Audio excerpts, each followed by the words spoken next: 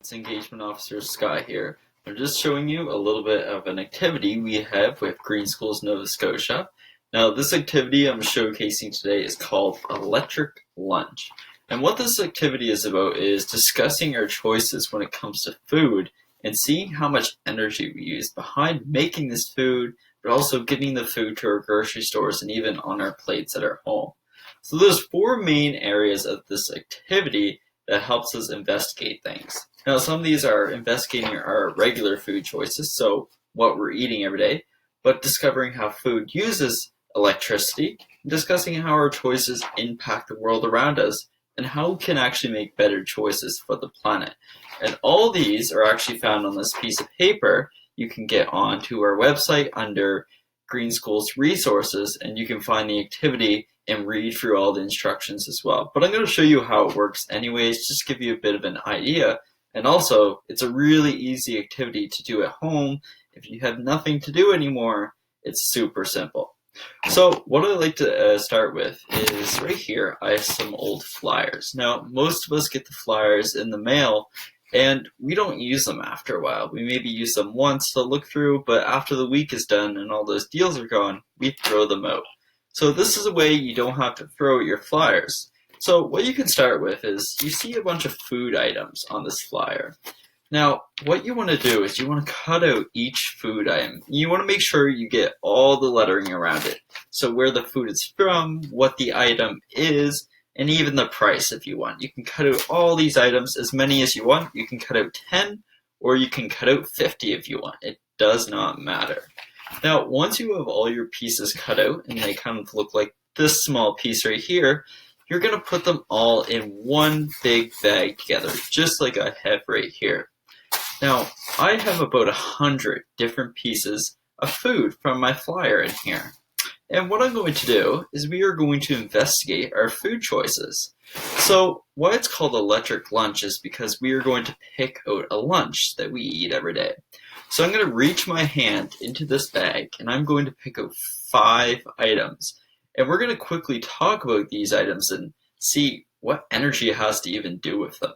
So I'm going to reach my hand into the bag and pull out 5 items. So the first one I pulled out was a glass of milk.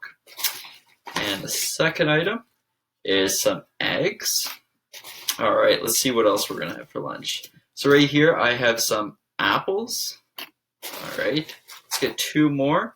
I have some mushrooms to go along with my lunch. And I also have some cheese right here.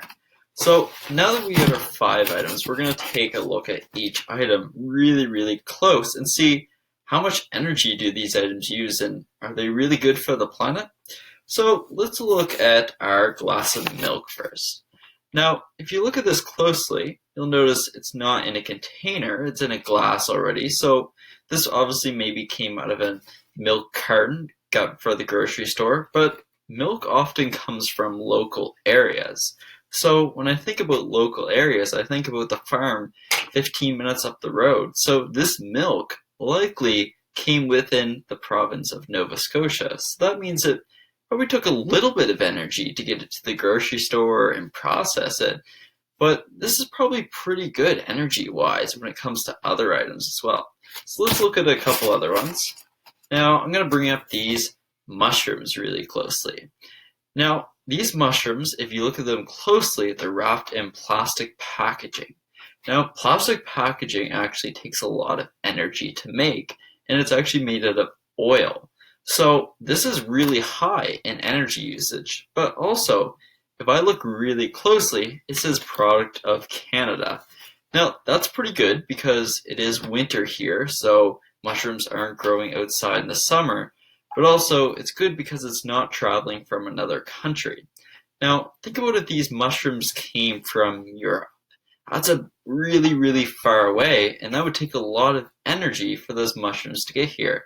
Whereas if I'm buying them in Canada, they don't take as much energy because I'm from Canada, so they would be really close for travel distance. Now, let's go on to these apples here. Now, if you look really closely, these apples are also in plastic packaging, and you can see they're actually from the United States.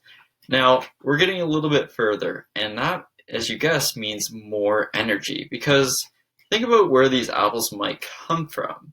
Now, it has to be somewhere where it's warm, and most of them come from California. So California is really, really far away. That's hundreds, even thousands of kilometers. And think about it, a plane or a truck has to travel all that distance, and that takes a lot of energy.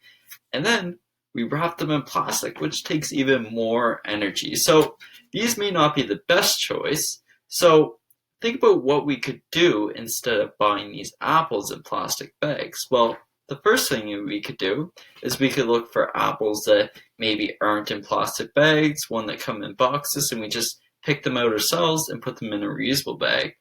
But also with these apples, we can wait for summertime because Nova Scotia is one of the biggest apple producers in all of North America, so we can get all kinds of fresh apples later in the summer and into the fall as well. So we have two more items to investigate. Now, these two items are pretty good because they're low in energy, and that is cheese, and we also have eggs. Now, these eggs here, they're not wrapped in plastic, they're not even in a carton, so these may have been in a carton at one point, but I'm going to take a guess and say they are local because there's lots of areas around here where I can get local eggs and they're not in any plastic packaging. They're in a carton that's recyclable, and that means it's low in energy because I just have to drive 5 minutes up the road to get these eggs from the farm they came from. Now, with this cheese, it's a little bit more difficult to know because there's no packaging around it. Now, there's a lot of places that make local cheese, but cheese also takes more energy to make. So this might take a little bit more energy than the eggs because we have to process this. And to process it, we need usually a small factory at least to make this cheese. So think about a factory and what goes on in it. You have machines moving around, but you also have lots of lights and electronics. And all these things add up to be a lot of energy. Now, if you want to find out some of the items that you use and how much energy they use, a good way of doing it is also looking when you get groceries. So when your parents or you go to get groceries, when you get home, what you can do is you can look at the packaging.